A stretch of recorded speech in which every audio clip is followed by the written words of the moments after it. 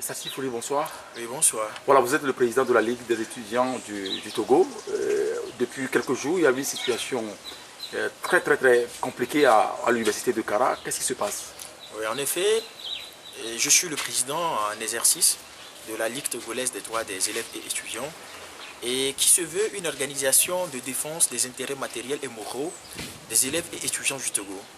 Et pour ce faire, nous avons constaté que 8 mois après le début de la rentrée universitaire, aussi bien à Lomé qu'à Kara, les tranches n'étaient pas disponibles sur les comptes des étudiants.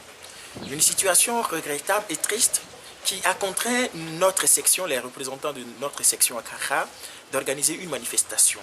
Et à l'issue de cette manifestation, il y a 5 étudiants qui ont été arrêtés à l'université de Kara le mardi à Subpassé et qui actuellement sont en détention à la prison civile de Lomé. Et il faut aussi rappeler que juste après ces manifestations... Ils sont arrêtés à Kara, ils sont à la prison civile de Lomé? Ils sont arrêtés et détenus à la prison civile de Kara. Et normalement, hier mardi 15 mai 2018, on devait les amener devant le tribunal pour qu'ils soient jugés.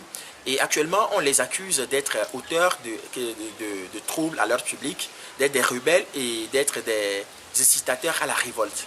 Donc c'est ce pourquoi on les accuse actuellement. Mais contre toute attente, on a constaté que le procès a été ajourné et reporté sur une date ultérieure. Mais aussi, il faut aussi rappeler que lorsqu'ils avaient été arrêtés, la section de la LT2 Kara, ensemble avec les délégués généraux de l'université, ont décrété un campus mort. Et le campus mort a été suivi à 100%. Le jour suivant, le président de l'université de Kara, le professeur Komla Sanda, a demandé à ce qu'on puisse surseoir au campus mort, histoire de leur permettre de pouvoir libérer les étudiants. On a bien voulu leur accorder le bénéfice du doute, et ce qui fut fait. Mais on a constaté qu'à ce jour, que depuis le jeudi jusqu'à ce jour, les camarades n'ont pas été libérés, ce qui montre encore une fois qu'on ne peut jamais faire confiance aux autorités universitaires du Togo. Et aujourd'hui à l'heure où je vous parle, il y a le campus mort qui continue à Kara, et jusqu'à ce que les camarades ne soient libérés. Mais ça, ce n'est que le début d'une vaste opération qui va se tenir jusqu'à ce que ces amis ne soient relâchés et ne rentrent chez eux dans leur domicile. Voilà. Qu'est-ce qui s'est passé à l'université de Kara il y a aujourd'hui 9 jours? En fait, comme je vous l'avais dit, nous avons convoqué une manifestation. Les étudiants avaient massivement pris part à la manifestation le lundi surpassé. La manifestation s'est bien tenue, il n'y a pas eu de problème. Le mardi, comme il n'y a pas eu satisfaction aux revendications, nous avons demandé aux camarades de se remobiliser. Le mardi, déjà à 5h30, on a constaté que le campus était envahi par les militaires, les policiers, les gendarmes. Et au moindre rassemblement, au moindre attroupement de 3-4 personnes, il y a des gaz lacrymogènes qui sont tirés sur les étudiants. Donc cet événement de course poursuit de tirs de gaz lacrymogènes, jusque même dans les maisons des habitants de Kara, et juste même dans Aleni, Kara, qui ont conduit aux arrestations et à ce qu'on est en train de voir, parce qu'ils ont aussi besoin d'un cobaye, d'un bouc émissaire. Donc ils sont partis arrêter 5 étudiants dans leur domicile, je rappelle très bien dans leur domicile, pour les incarcérer à la prison civile et dire qu'aujourd'hui ils sont coupables de rébellion, de troubles à l'ordre public, d'incitation à la révolte, d'insultes ou bien d'outrage au FAT. Voilà, on apprend également que parmi les blessés, il y a une image qui a fait le tour du monde. Il y a une étudiante, aujourd'hui, on annonce qu'elle ne parle plus. Oui. La dernière fois, vous l'aurez constaté, il y a une fille qui était prise en image et elle saignait au nez. Et quand nous avons envoyé nos membres vers cette fille-là pour s'enquérir de son état de santé, on a constaté que la fille est devenue muette. Elle n'arrive plus à parler depuis le jour où elle a commencé par saigner au nez. Et aujourd'hui même, il n'y a pas de soin. On a eu à interpeller le président de l'université de Kara pour qu'on puisse l'amener dans un hôpital et la traiter convenablement. Mais il n'y a pas eu de réponse de la part de ces messieurs. Et aujourd'hui, la fille souffre en douce chez elle, alors qu'elle a un enfant.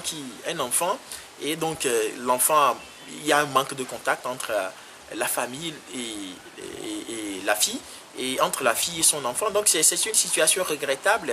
Et ce qui amène à dire qu'en fait, que Kara n'est pas épargné, parce que généralement, nous disons que les Kabiens sont mieux traités, que les Kabiens vivent mieux que nous, que c'est les Kabiens qui empêchent l'alternance et le changement au Togo. Mais on peut le constater aussi aisément. Ford Nassimbe n'aime pas les Kabiens.